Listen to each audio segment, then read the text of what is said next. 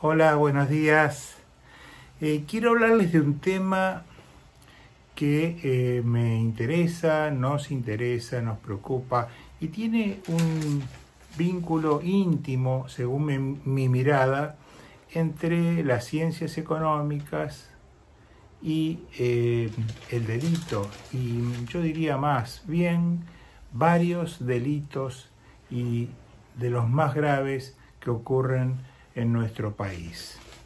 Me refiero al vínculo entre el narcotráfico, la corrupción, el lavado de dinero y el futuro de las generaciones de argentinos que caen en la desgracia de la droga, pues de allí lo trascendente, lo importante del tema.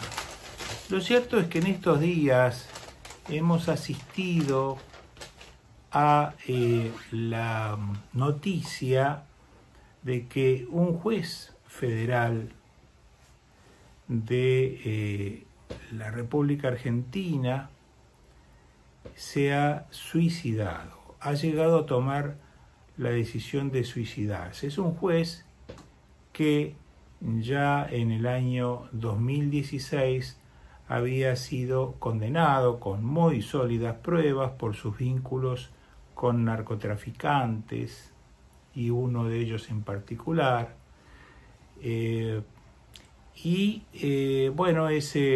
Esa cuestión llegó a la Corte Suprema de Justicia de la Nación, en donde se conoció días pasados la resolución confirmatoria de aquella sentencia y que determinaba que indudablemente este juez iba a ser detenido y llevado a una cárcel del norte argentino, donde debería cumplir una pena de 6 años que quizás por buena conducta hubiese representado al menos 4 años de cárcel efectiva. Es decir, debería estar preso en prisión durante ese término. Lo cierto es que cuando pocos días después el fiscal solicita la detención del ex juez y concurre las fuerzas de seguridad a detenerlo, bueno, en esos momentos o momentos antes, donde él ya conocía la noticia, se suicida en su propia casa por la noche, en momentos en donde se encontraban en su casa sus 2 hijas. Bueno, obviamente, descrito así, el panorama es que uno puede imaginarse, es una situación tremenda, una situación dantesca, en donde todo comienza por recibir un soborno por parte de un juez a raíz de delitos muy graves cometidos, la debilidad del juez, la impunidad de algunos jueces lleva a que estas cosas ocurran y más a menudo de lo posible. Nosotros, ¿por qué lo comentamos? Porque aquí hay un vínculo entre lo criminal y lo social. Es decir, cómo la falta de consecuencias jurídicas y de condenas efectivas hacen posible que en nuestro país se cometan cantidad de delitos, porque en general se sabe que en muy pocos casos, en muy raras excepciones, estos casos concluyen con una condena efectiva. Esto lo estamos viviendo por estos tiempos en diferentes ámbitos, especialmente en el ámbito de la política y de los delitos vinculados con corrupción.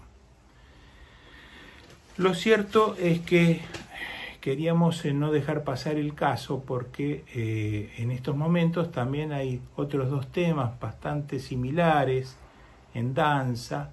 Uno de ellos tiene que ver con otro juez también de de allí de la provincia de Salta, juez federal, que también en un vínculo con narcotraficantes terminó preso, que es el juez Reynoso. Hoy está cumpliendo su pena en una cárcel del norte argentino.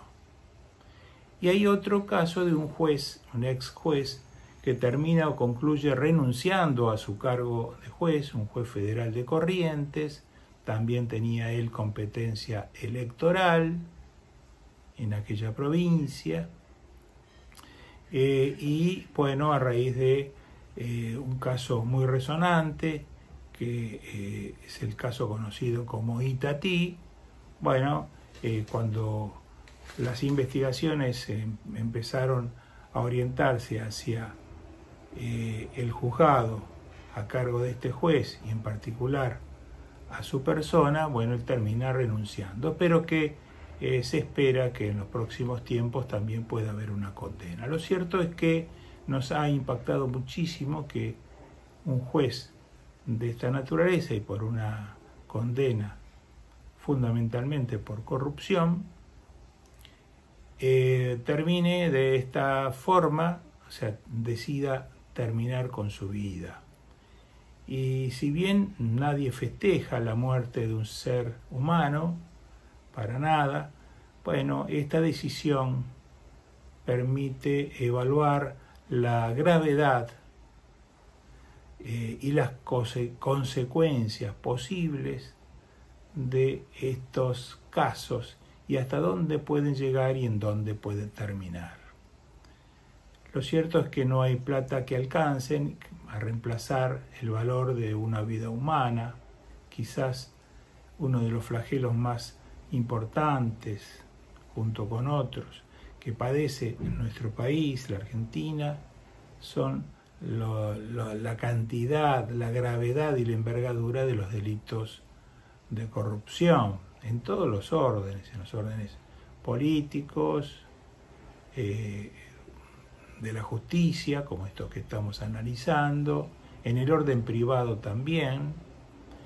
En fin, es una cuestión que debería de alguna manera lograr revertirse parcialmente. Así que esperamos que la difusión, el análisis, la trascendencia de casos como estos permitan revisar el modo de actuar de muchas personas que tienen acceso a los recursos públicos o tienen un factor de poder en sus manos que les permite acceder a actuaciones indebidas y hacerse de recursos que no le corresponden, o que todo lo contrario, en lugar de que los lleven, como en estos casos, a impartir justicia y a condenar a criminales, como el caso que se trataba de un delito por narcotráfico, varios delitos reiterados de narcotráfico,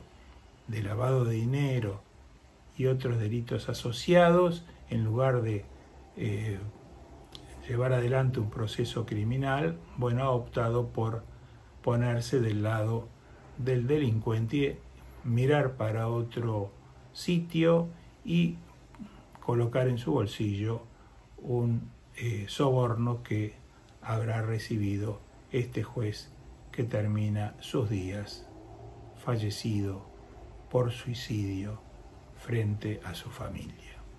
Bueno, hasta cualquier momento y seguimos con estas historias reales de nuestro país. Adiós.